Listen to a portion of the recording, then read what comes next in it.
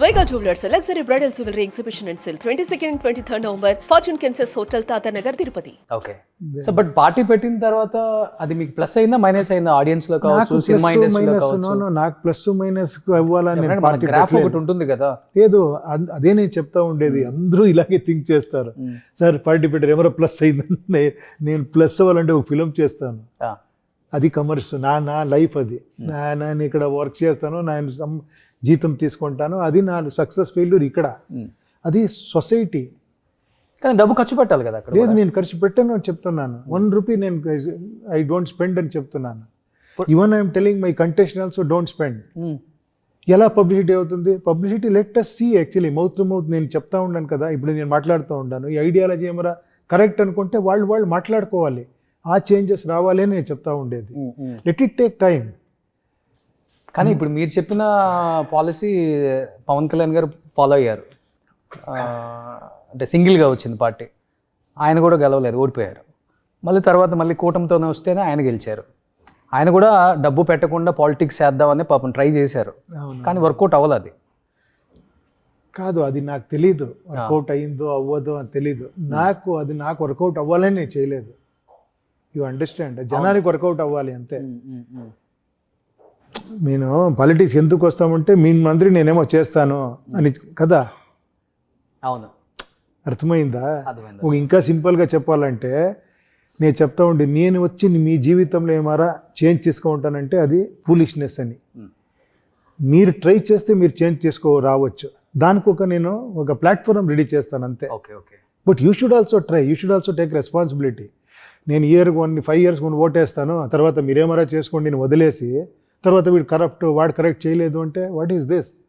కమాన్ let us involve. నేను దానికి ఒక టెక్నాలజికల్గా ఒక సపోర్ట్ ఇస్తాను. నేను యూ కెన్ కనెక్ట్ విత్ ఇది. You should ask. యాక్చువల్లీ మీరు నాకు రేపు వర్క్ ఇస్తే కూడా you should ask me what are you doing, where is the report, how much you got money, ఏమేమి చేశాను నాకు ట్రాన్స్పరెంట్గా చూపించండి అని మీరు అడిగితేనే కదా నేను చేస్తాను. అదే నేను చెప్తా ఉన్నాను అంతే. కానీ మీరు మీ సినిమాలలో ఉపేంద్ర గారిని చూసేదానికి బట్ ఆఫ్ స్క్రీన్ ఉపేంద్ర గారికి చాలా డిఫరెన్స్ ఉంటుంది రియల్ లైఫ్లో. ఎందుకంటే నేను మీ ఇంటికి వచ్చాను, ఒక 3-4 hours స్పెండ్ చేశాను, మిమ్మల్ని కంప్లీట్గా అబ్జర్వ్ చేశాను. మీ బిహేవియర్ కానీ లేకపోతే మీరు మాట్లాడే విధానం, కల్చర్ అంతా డిఫరెంట్. ఇప్పుడు సినిమాలలో చూస్తేనేమో చాలా అగ్రెసివ్గా ఉంటారు, మీరు చేసే రోల్స్ కూడా అలానే ఉంటాయి. ఉపేంద్ర గారు అంటే భయమే వేస్తుంది, ఆయన సినిమాలు చూస్తేనే భయం వేస్తుంది మనకి. అలా ఉంటారు ఆయన.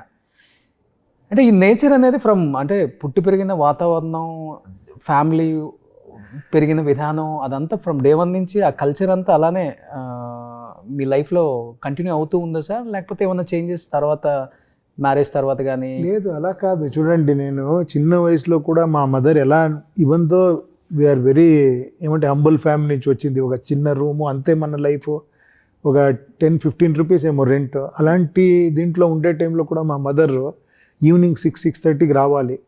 అన్ని గేమ్స్ ఆడుకొని 6:30కి ఉండాలి. చెయ్యి కడుక్కొని భజనం చేయాలి, దేవుడి ముందు కూర్చొని భజనం చేయాలి. నెక్స్ట్ ఒక 1 hour ఎడ్యుకేషన్, ఇది ట్యూషన్. మా మదరే ఇలా సిస్టమేటిక్గా డిసిప్లిన్గా ఇచ్చేసింది మనకి. అది అలాగే వచ్చింది. తర్వాత మీరు ఫిల్మ్కి వచ్చిన తర్వాత లోపల ఉండే ఫ్రస్ట్రేషన్ని ఎక్కడ బయటికి చెప్పేది అంటే స్క్రీన్ ఉంది, రాసేది ఉంది. నా లోపల ఏమేమి ఉందో, వాడు రిచ్గా ఉన్నాడు, వీడు పూర్గా ఉండరు, ఆ ఫ్రస్ట్రేషన్ అని ఉపేంద్ర దాంట్లో వచ్చింది. వస్తా నాకు ఒక ఈ పొలిటికల్ ఐడియాలజీ సూపర్లో అది ట్రై చేశాను. ఒక 2040లో ఇండియా ఎలా ఉంటుంది, ఎలా ఉంటే ఏం చేసేది, అదొక థాట్లో నేను ఫిల్మ్ చేశాను. తర్వాత అది యూఐలను ట్రై చేశాను యాక్చువల్లీ. అంతేకాని మళ్ళీ వేరేనే. నా పర్సనల్ లైఫ్ వేరే, ఫిల్మ్ లైఫ్ వేరే. రియల్ లైఫ్లో ఫేస్ చేసిన అన్ని రియల్ లైఫ్లో చూపించేశారు. ఏమేమి చెప్పే కవ్వదో అక్కడ చెప్తాము అని. ఓకే, కానీ మీది ఒక రీల్ ఫుల్ వైరల్ అవుతుంది సార్ ఈ మధ్య. అంటే ఓల్డ్ ఇంటర్వ్యూ తెలుగులోనే. అంటే మీరు స్టార్టింగ్లో ఎంత స్ట్రగుల్స్ ఫేస్ చేశారో, అంటే రెస్పెక్ట్ ఇవ్వలేదు, లేకపోతే మీరు లైన్లో ఉండి కూడా ఫుడ్కి వెళ్ళారు. ఒక మనిషికి సక్సెస్ ఉన్నప్పుడు ఎలా ఉంటుందో, సక్సెస్ లేనప్పుడు ఎలా ఉంటుందో ఒక స్టార్గా నేను చూశాను అది అని చెప్పేసి మీరు చెప్పిన ఒక రీల్ బాగా వైరల్ అయింది. బట్ డెఫినెట్గా మనిషికి అప్ అండ్ డౌన్స్ రెండు ఉంటాయి కదా, ఫెయిల్యూర్ సక్సెస్ ఇవన్నీ వచ్చినప్పుడు చాలా బ్యాక్గ్రౌండ్ లేకుండా వచ్చారు కదా, ఆ సపోర్ట్ సిస్టమ్ అనేది లేకపోతే చాలా కష్టం ఒక మనిషి ఎదిగేటప్పుడు. కాదు, మీకు సపోర్ట్ సిస్టమ్ బయట నుంచి వస్తుందా ఇన్సైడ్ నుంచి వస్తుందా అనేది చాలా ఇంపార్టెంట్. బయట నుంచి వచ్చే సపోర్ట్ సిస్టమ్ ఎప్పుడూ నిలబడదు, మీ లోపల ఒక సపోర్ట్ సిస్టమ్ ఉండాలి. అది మీకు సపోర్టింగ్గా ఒక ఇదవుతుంది. ఏమంటే ఒక అవమానం అవ్వచ్చు, ఒక ఇన్సల్ట్ అవ్వచ్చు, ఏమారా, బట్ అప్పుడు నేను ఎంత స్ట్రాంగ్ అవుతాను అనేది చాలా ఇంపార్టెంట్. ఓకే, వీడు ఇలా చేశాడు నేను చేస్తాను అనే రివెంజ్ మెంటాలిటీ వెళ్తే అంతే లైఫ్ అయిపోతుంది. ఓకే ఓకే, అంతే కదా. మీ లైఫ్లో మర్చిపోలేని అవమానం అంటే మీరు చెప్పినట్లుగానే అదొకటి. ఓకే, నేను విన్నాను. కాదు, చిన్న చిన్నది అందరికీ ఉంటుంది. ఒక సక్సెస్ వచ్చినప్పుడు ఒక ట్రీట్మెంట్ ఉంటుంది, ఫెయిల్యూర్ వచ్చే టైంలో ఒక ట్రీట్మెంట్ ఉంటుంది.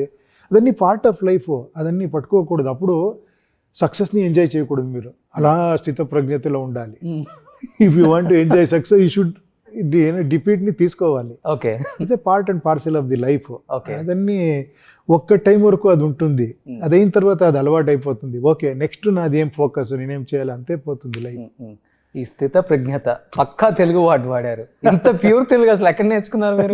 లేదా సాంస్క్రిట్ వర్డ్ కదా స్థిత ప్రజ్ఞత, తెలుగులో ఎక్కువ వాడతాం. స్థిత ప్రజ్ఞత అనేది చాలా మంచి వర్డ్, అది లివ్ ఇన్ ప్రెసెంట్ అనేది. కానీ మీరు కొంచెం రాయలసీమ తెలుగులాగా ఉంటుంది సార్, కొంచెం రఫ్ గా ఉంటుందా? రఫ్ అని కాదు, సన్ ఆఫ్ సత్యమూర్తి అదే దాంట్లో అదే వాడారు. అంటే ఆ సినిమా ప్రభావమా, లేకపోతే ఫ్రమ్ తెలుగు నేర్చుకున్న దగ్గర నుంచి కూడా? లేదు, లోకల్ గానే ఉంటుంది నా తెలుగు. అంటే చాలా ప్యూర్ గా మాట్లాడే తెలుగు అంతే రాదో ఏమో తెలియదు నాకు. మీతో మాట్లాడుతుంటే ఇది ఎలా మాట్లాడుతూ ఉంటాను అలా మాట్లాడుతాను. మీరు చాలా బాగా మాట్లాడతారు తెలుగు. పర్వాలేదా? ఓకే, పర్వాలేదు కాదు, అయ్యో 200 మార్క్స్ వేసేయచ్చు. అయ్యో, థ్యాంక్ యూ అండి, థ్యాంక్ యూ. ఎందుకంటే most of the Kannada heroes మాట్లాడుతున్నప్పుడు వాళ్ళ తెలుగు కన్నడతో మిక్స్ అయి ఉంటుంది. నేను ఒక 20 years నుంచి ఇక్కడ వర్క్ చేస్తున్నాను కదా.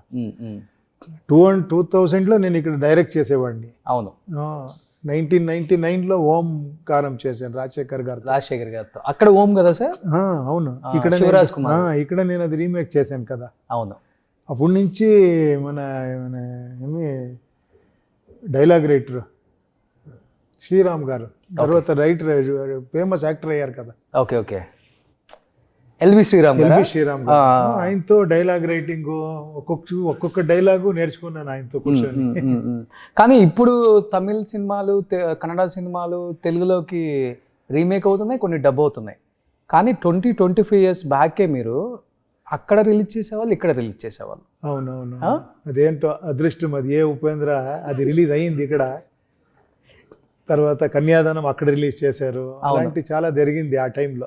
అవును, ఉపేంద్ర అయితే సూపర్ డూపర్ హిట్ కదా సార్. అవునవునవును, రక్త కన్నీరు ఇక్కడ అయింది.